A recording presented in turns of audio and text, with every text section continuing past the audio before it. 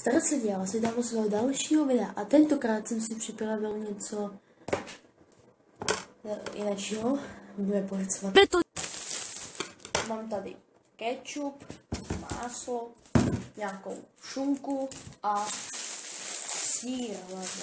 A co já s tím, jako? Já vám to nechám asi takhle tu kameru. Trošku to možná ještě zvednu. Tak už možná na ten stůl vidíte o něco líp. A budete vidět aspoň, co dělám. První krok. Vytáhnu to konstovatně.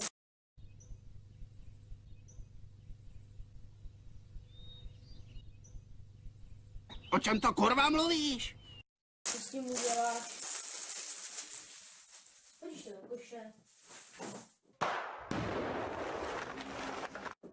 Tak. První. Prostě to taky musíte nádherně jako rozložit. Aby to taky trošku vypalo. Tady máš. Tady si nabídněte klidně, no. Co tady první udělám, když to tady od těch salámů, lžiček, myček. Klepu, no. Ne, kecám. Vezmete takový ten nůž, já jsem si vzal takový řezník. Ježíš pohni, já musím mu mít nádobí. Ne, kecám. Prostě trošku jako toho plivnout. Jako.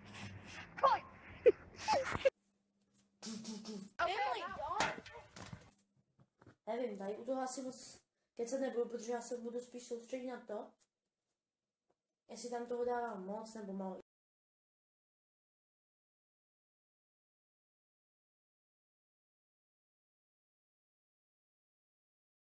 Když při vaření se jako moc my jako kdyby spíš jen tak děláme nějakou krávovinu.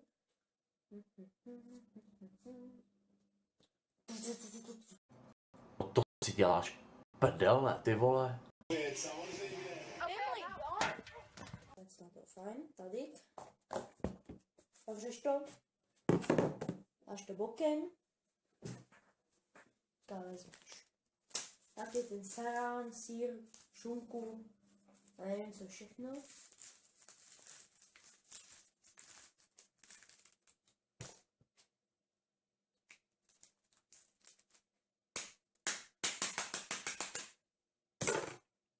Sam už to povolí.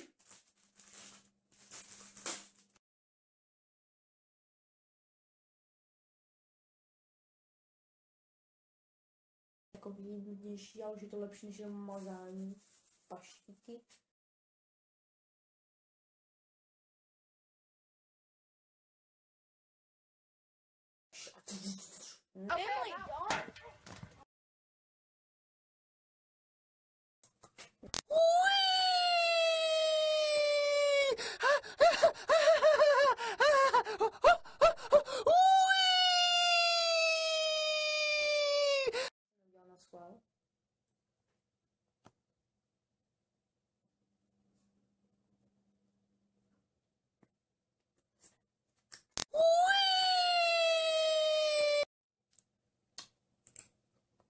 Já vím, mě samotný kečup chutná. A pálí to aj trochu.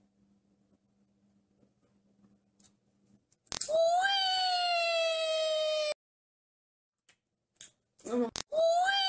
Když já tím pitomej kečup a neříkám, že je pitomej, náhodou je dobrý.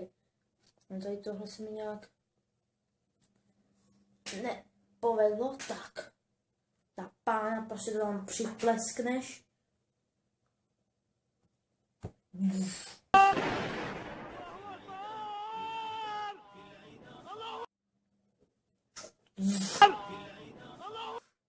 Ne, musíš to s citem přimáčknout. Já to nebudu mít ten správný švih, prostě chápeš.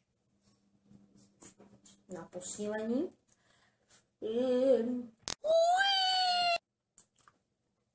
Jak je čuku hrozně chutná.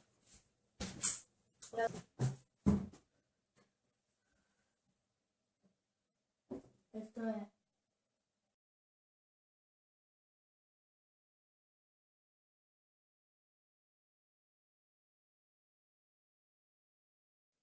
Jsem nějak nevychytal. A teďka Ne ten hrnec. Už my vždycky máme tady.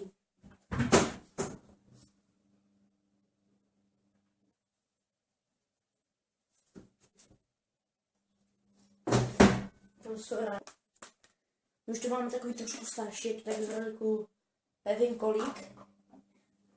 Dobrý rok. Tak, pak si to někde švihnete, položíte, nebo vy tomu říkáte.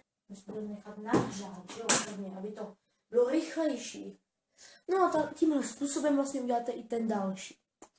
Já se s váma loučím a zatím teda I can feel your energy.